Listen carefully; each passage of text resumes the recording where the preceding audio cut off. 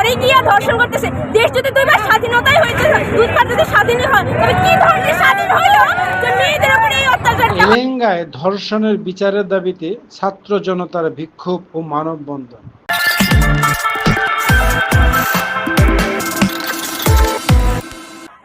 বিপ্লব সরকার টাঙ্গাইল প্রতিনিধি।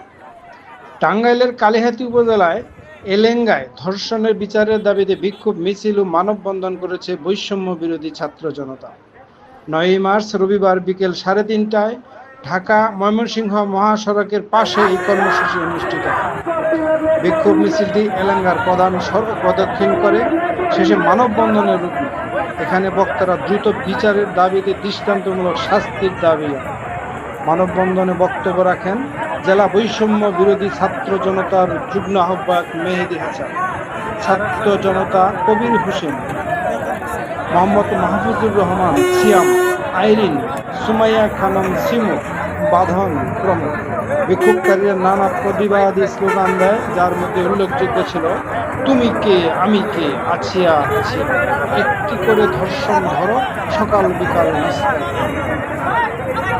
বয়সে আমরা এখন পর্যন্ত একটি ধর্ষকের পূর্ণাঙ্গ এবং সমাধান আমরা পাইনি।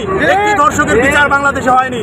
আমরা চাই, জোর গলায় বলতে চাই, এই দেশে প্রকাশ্যে দিবালোকে জনসম্মুখে ধর্ষণের বিচার করতে হবে, ফাঁসি দিতে হবে, অথবা বাজা পর্যন্ত গেড়ে তাকে পাথর নিক্ষেপ করে মারতে হবে। কোনো ধর্ষকের ঠাঁই এই দেশে হবে না, এইটাই বলতে চাই আমরা।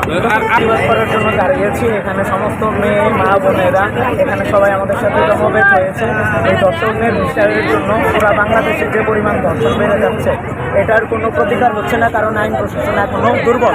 আমাদের কালিহাতী প্রশাসন যেভাবে অ্যাক্টিভভাবে কাজ করতেছে, আমি পুরো বাংলাদেশে যদি আমাদের কালিহাতী প্রশাসনের মতো কাজ বা অ্যাক্টিভিটিস পাইতাম, আমার মনে হয় আইন প্রশাসনের দ্বারা এই দেশে ধর্ষণের বিচারটা হইতো। আমাদের কালিহাতী বা এলাকাতে যে ধর্ষণের বিরুদ্ধে প্রশাসনের যে অ্যাক্টিভিটিস, আমাদের ছাত্র বা সবার যে অ্যাক্টিভিটিস, এটা বাংলাদেশের মধ্যে নাই।